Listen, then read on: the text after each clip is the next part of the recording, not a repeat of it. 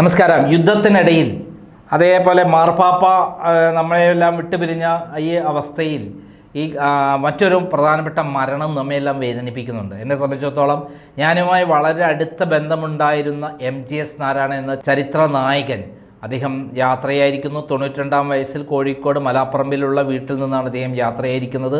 നമുക്കറിയാം, ഞാനൊക്കെ വളരെ അടുത്ത ബന്ധമുണ്ടാകും. കാരണം ചരിത്രത്തിൽ എന്തെങ്കിലും അറിയാത്ത കാര്യങ്ങളുണ്ടെങ്കിൽ അദ്ദേഹത്തിൻ്റെ അടുത്ത് പോയിട്ടാണ് ഞാൻ സംശയങ്ങളൊക്കെ തീർത്തിരുന്നത്. മാത്രമല്ല, ഞാനും അദ്ദേഹവും പങ്കെടുത്ത ഒരു നിരവധി ചടങ്ങുകളുണ്ടായിരുന്നു. അദ്ദേഹം പങ്കെടുത്ത ചടങ്ങുകളിൽ എനിക്ക് പ്രസംഗിക്കാനുള്ള ഭാഗ്യം കിട്ടിയിരുന്നു.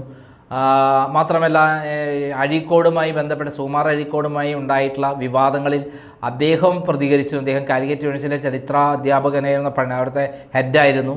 അപ്പം ചരിത്രഭാഗത്തിൻ്റെ ഹെഡായിരുന്നു. സുകുമാർ അഴീക്കോടിൻ്റെ തട്ടിപ്പുകളെക്കുറിച്ചും അദ്ദേഹം നടത്തിയിട്ടുള്ള ചില വൃത്തികേടുകളെക്കുറിച്ചുമെല്ലാം ഞാനൊരു പുസ്തകം തന്നെ എഴുതിയിരുന്നു. അദ്ദേഹത്തിൻ്റെ പ്രേമലേഖനങ്ങൾ, ഒരാൾക്ക് മാത്രമല്ല പലർക്കും എഴുതിയ പ്രേമലേഖനങ്ങളുടെ ഒരു സമാഹാരം തന്നെ ഞാൻ പ്രസിദ്ധീകരിച്ചിരുന്നു. കൈപ്പടയിലാണ് പ്രസിദ്ധീകരിച്ചത്. അതിനെല്ലാം തന്നെ സഹായിച്ച ഒരാളാണ് നമ്മുടെ MGS നാരായണൻ എന്നുള്ളത് എനിക്ക് ഇപ്പോൾ പറയാതിരിക്കാൻ പറ്റില്ല. കാരണം അദ്ദേഹം വളരെ ധന്യമായൊരു ജീവിതം നയിച്ചിട്ടുള്ള ഒരാളാണ്. അദ്ദേഹത്തെക്കുറിച്ചിട്ട് ഇന്ന് മനോരമ പറഞ്ഞിട്ടുള്ള ഒരു കാര്യം മാത്രം നമുക്ക് ഈ അവസരത്തിൽ പറയാം. മറ്റൊരു കാര്യം ഞാൻ ഓർക്കുന്നത്, ലാവ്ലിൻ കേസ് വന്ന് എൻ്റെ ഓഫീസ് കത്തിച്ചപ്പോൾ ആദ്യം എന്നെ വിളിച്ച് ധൈര്യം തന്ന ഒരാളാണ് MGS നാരായണൻ. കാരണം അദ്ദേഹം പറഞ്ഞത് ചരിത്രത്തിൻ്റെ ഭാഗമായി മാറും നന്ദകുമാറിൻ്റെ ഓഫീസ് കത്തിച്ചത് അവർക്ക് തിരിച്ചടിയായി മാറും. കാരണം നന്ദകുമാർ ഒരിക്കലും പോരാട്ടം പിന്നോട്ട് വെക്കരുത്. നന്ദകുമാർ എനിക്ക് ആ ലാവ്ലിൻ കേസിലെ രേഖകളൊന്ന് എല്ലാം എത്തിച്ചു തന്നത് നന്നായിരുന്നു എന്ന് പറഞ്ഞ് ഞാൻ രേഖകളെല്ലാം എത്തിച്ചിരുന്നു. വീരേന്ദ്രകുമാർ എൻ്റെ വീട്ടിൽ വന്നൊരു ദിവസം രാത്രിയാണ് ഈ രേഖകളെല്ലാം കളക്ട് ചെയ്ത് പോയതെങ്കിൽ നമ്മുടെ MGS നാരായണൻ ഞാൻ നേരിട്ട് എത്തിച്ചു കൊടുത്തു. അദ്ദേഹം എല്ലാം വായിച്ചിട്ട് പറഞ്ഞു, ഇതിൽ മുഖ്യപ്രതി പിണറായി വിജയൻ എന്ന് ഒഴിഞ്ഞു മാറാൻ പറ്റില്ല. കാരണം 375 കോടി രൂപയാണ് ഇന്ത്യക്ക് കേരളത്തിന് നഷ്ടമുണ്ടായിട്ടുള്ളത്, ഇലക്ട്രിസിറ്റി ബോർഡിന് നഷ്ടമുണ്ടായിട്ടുള്ളത്.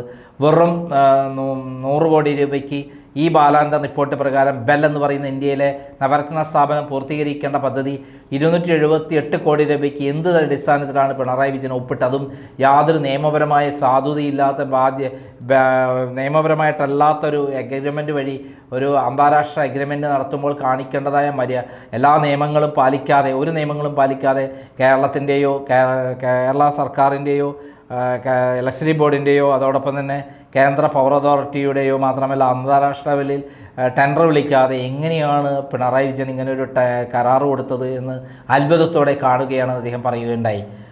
അദ്ദേഹം ഉറപ്പിച്ച് എന്നോട് പറഞ്ഞു, നന്ദകുമാർ പോരാട്ടം തുടരണം, ഫൈറ്റ് ചെയ്യണം. ഇത് നന്ദകുമാറിൻ്റെ ജീവിതത്തിലെ ഏറ്റവും മഹനീയമായ ഒരു മുഹൂർത്തമായിട്ട് കണ്ടാൽ മതി.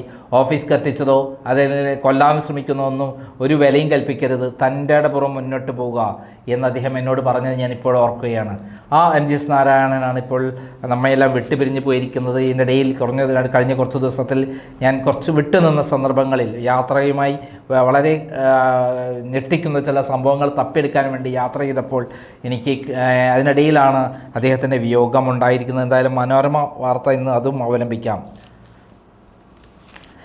ചരിത്ര പണ്ഡിതനും അധ്യാപകനും ICHR മുൻ ചെയർമാനും നിലപാടുകളുടെ കണിശതയും വാദങ്ങളുടെ കൃത്യതയും കൊണ്ട് ശ്രദ്ധേയൻ, ചരിത്രത്തെ സ്വന്തം ജീവചരിത്രമാക്കിയ ഡോക്ടർ MGS നാരായണൻ സന്ദർശിച്ചത് കറക്റ്റാണ്.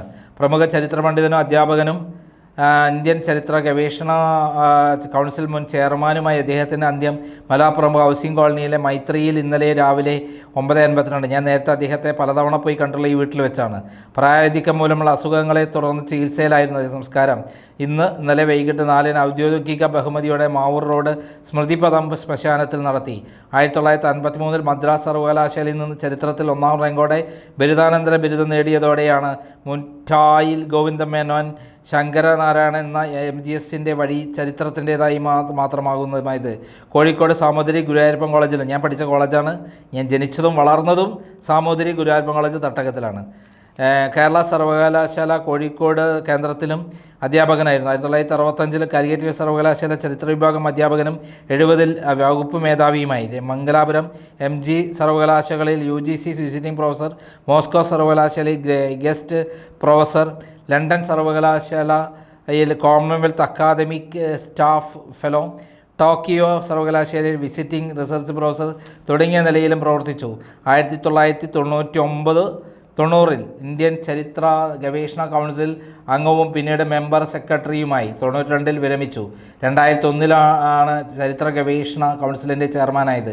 കേരള ചരിത്രം സംബന്ധിച്ച് അതുവരെ ഉണ്ടായിരുന്ന ധാരണകളെല്ലാം തകിടം മറിച്ചതാണ് MGSൻ്റെ PhD പ്രബന്ധമായ പെരുമാൾസ് ഓഫ് കേരള. ഒട്ടേറെ ഗവേഷണ പ്രബന്ധങ്ങളും ഗ്രന്ഥങ്ങളും രചിച്ചിട്ടുണ്ട്. നിലപാടുകളുടെ കണിശത കൊണ്ടും വാദങ്ങളുടെ കൃത്യത കൊണ്ടും ആരാധകരെയും വിമർശകരെയും ഒരുപോലെ സൃഷ്ടിച്ച ചരിത്രകാരനായിരുന്നു MGS. ഇടതുപക്ഷവുമായി ഇടതടവില്ലാതെ കൊമ്പുകോർക്കാൻ അധികം മടി കാണിച്ചില്ല. പലപ്പോഴും അത് കോളിളക്കം സൃഷ്ടിച്ച വിവാദങ്ങളിലെത്തി. ഭാര്യ പ്രേമലത, മക്കൾ N. Vijayakumar, squadron leader retired വ്യോമസേന, വിനയ നാരായണൻ നർത്തകി ബാംഗ്ലൂർ, മരുമക്കൾ Durga Vijayakumar US, Manoj software engineer Bangalore, Malayala മനോരമയ്ക്ക് വേണ്ടി കോഴിക്കോട്. അവിടെ അപ്പോൾ അദ്ദേഹത്തെ പോലെയുള്ള ധന്യമായ നമ്മുടെ നാടിന് വേണ്ടി നമ്മുടെ സംസ്കാരത്തിന് വേണ്ടി സംഭാവന ചെയ്ത ആളുകളെല്ലാം ഓരോരുത്തരായി പോയിക്കൊണ്ടിരിക്കുകയാണ്. EMSുമായിട്ട് പോലും ഏറ്റുമുട്ടിയിട്ടുള്ള വ്യക്തിത്വമാണ് MGS നാരായണൻ. EMSൻ്റെ വാദഗതികളെ തച്ചുടയ്ക്കാൻ വേണ്ടി അദ്ദേഹം ചരിത്രത്തിൻ്റെ ഓരോ കാര്യങ്ങളും പ്രത്യേകം എടുത്ത് ഉദ്ധരിച്ചിട്ടാണ് ആഞ്ഞടിക്കാറ്. അങ്ങനെ MGS നാരായണൻ യാത്രയായിരിക്കണം. അങ്ങനെ ഓരോരുത്തരായി പോയിക്കൊണ്ടിരിക്കുകയാണ്. നമുക്കറിയാം, സമയമായാൽ പോവാതിരിക്കാൻ പറ്റില്ല. പക്ഷേ കേരളത്തിലെ ഇങ്ങനെയുള്ള മഹാന്മാരായ ആളുകൾ പോകുമ്പോൾ നമുക്ക് വേദനിക്കാതിരിക്കുന്ന എങ്ങനെയാണ്? എനിക്ക് മനസ്സുകൊണ്ട് വല്ലാതെ വേദനയുണ്ടാക്കിയ ഒരു സംഭവമാണ് ഇപ്പോൾ അദ്ദേഹത്തിൻ്റെ വിയോഗമെന്ന് തീർത്തു പറയാൻ പറ്റും. നന്ദി, നമസ്കാരം.